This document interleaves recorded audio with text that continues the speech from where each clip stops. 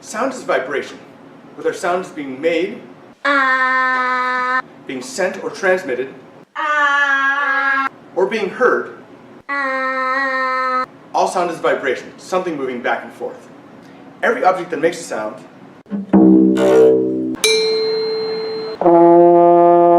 has something that moves back and forth, whether it's a string like a piano or a guitar, or a surface like a drum or a speaker, or even a column of air like a flute. But for now, let's focus on talking. When we speak, we push air past our vocal cords to shake them. Our vocal cords are actual cords, just like the strings on an instrument. We adjust other parts of our body, like our mouth, teeth, and lips, and even the vocal cords themselves, to make our sounds into words. Words. Words. More on this later, but for now, let's just talk about the vibration. Each time a vocal cord moves back and forth, it moves the surrounding air back and forth as well. Let's focus on this one low air molecule right here. This vocal cord is vibrating and bumping into it, making that air molecule vibrate as well. But then that vibrating air molecule vibrates all the air molecules around it, and each of those vibrates all the air molecules around that, and so on and so on and so on until this wave of vibration goes outwards. Now this sound vibration goes out in all directions, any place that there's air. The fact that it spreads out is why we can hear even though there's something in front of us. We can hear in all directions.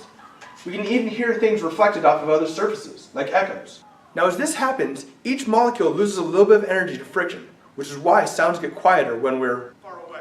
But this is different from why there's no sound in space. In space, there's no air, so there's nothing to vibrate to transmit the sound. Here's what it looks like when we pump all the air out of a chamber and put something that makes noise inside of it.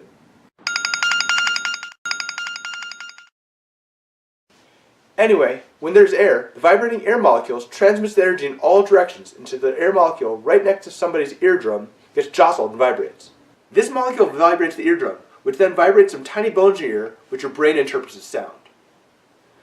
So basically, sound is a transfer of energy from one place to another by a long series of vibrating objects. Now, why does word, sound different from skedaddle? Or for that matter, or? That's because how it vibrates is another thing.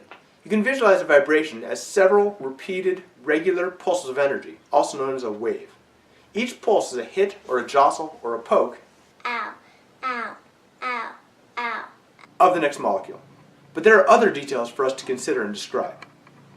First of all, some sounds are louder than others. Louder! Because they have more energy in each pulse. This is known as amplitude. Secondly, the more often pulses come, or less time there is between pulses, we hear the difference as tone or frequency. High frequency tones come from things that are vibrating faster, while low frequency tones come from things that are vibrating slower. The last thing, called waveform, is how the poke moves while it's poking. Is it a long poke? A sharp poke? A shaky poke? Each different musical instrument and each different word sound, Skedaddle. have different qualities, so they sound different. The ridges and curves of your ear, which by the way are as unique as a fingerprint, slightly change the waveform. This, with the lag time between the sounds in both ears, lets you find an object by sound, called echolocation.